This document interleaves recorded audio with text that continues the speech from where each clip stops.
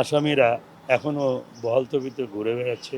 যদি লোক দেখানোর জন্যে তার লাশ ওঠানো হয়, এই মামলার কোনো তদন্ত না হয়, তাহলে অযথাই লাশ তোলার পক্ষে আমি না। সে বিষণ্ণ হওয়ার মতো ছেলেই না।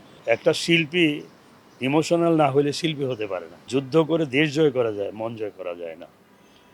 সালমান শাহ মন জয় করেছিলেন মানুষের।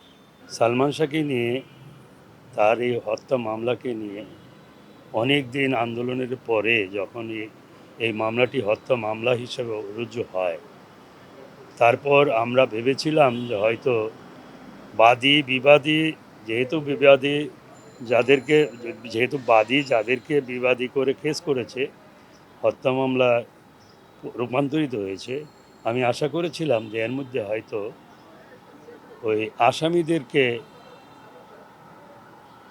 কোর্টের মাধ্যমে, আইনের মাধ্যমে তাদেরকে সামনাসামনি তাদেরকে প্রশ্ন করা হবে, তারা প্রশ্নের উত্তর দেবে।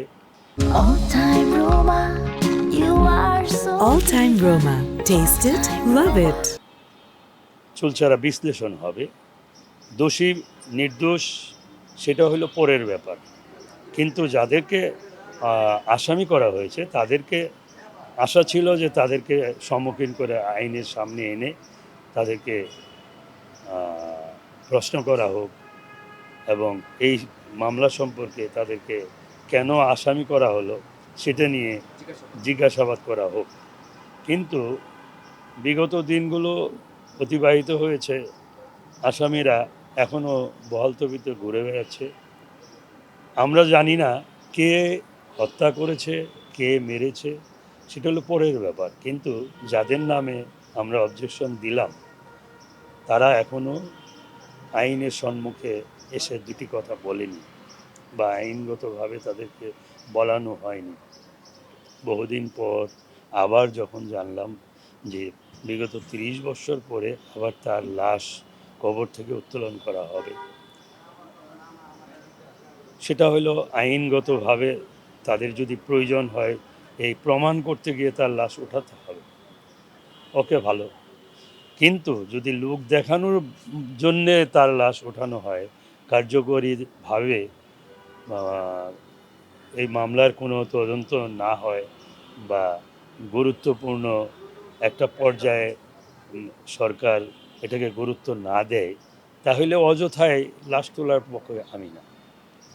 কারণ বহুদিন গেছে, এখন যেহেতু আবার লাশ ওঠানো হবে, আমি মনে করব যে এটা একটা সুষ্ঠু সমাধানের জন্যই ওঠানো হবে। যদি সেটি হয় তাহলে লাশ উঠাক, আর যদি না হয়, লোক দেখানো হয়, তাহলে এটার পক্ষে আমি না।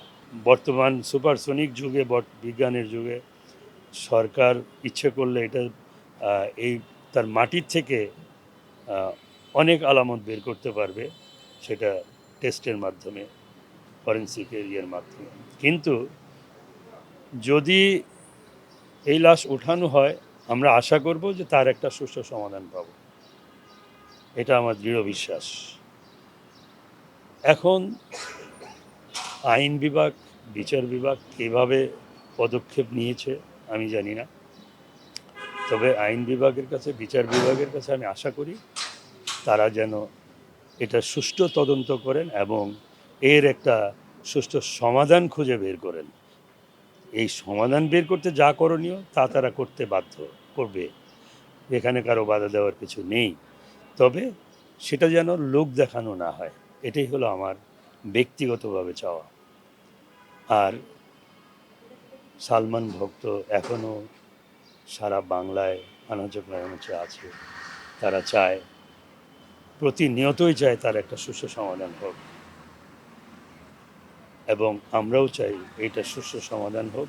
শত শত স্মৃতি আছে, কারণ একটা ছবি তার সঙ্গে নির্মাণ করতে গিয়ে শুরু থেকে তার সঙ্গে আন্তরিকতা, বন্ধুত্ব এবং তার বাসায় যাতায়াত প্রতিনিয়তই ছিল।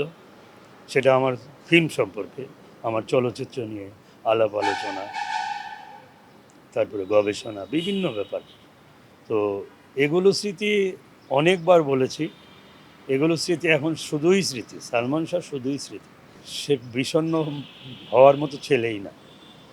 সে এমন একটি ছেলে ছিল, এক্সেপশনাল যাকে বলে, তার ভিতরে শত মানে চিন্তা বা উম, একটা ফ্রাস্ট্রেশন তার ভিতরে প্র্যাকটিক্যালি দেখা যেত না, বোঝাই যেত না সে একটা কাজের নিয়ে চিন্তা করছে।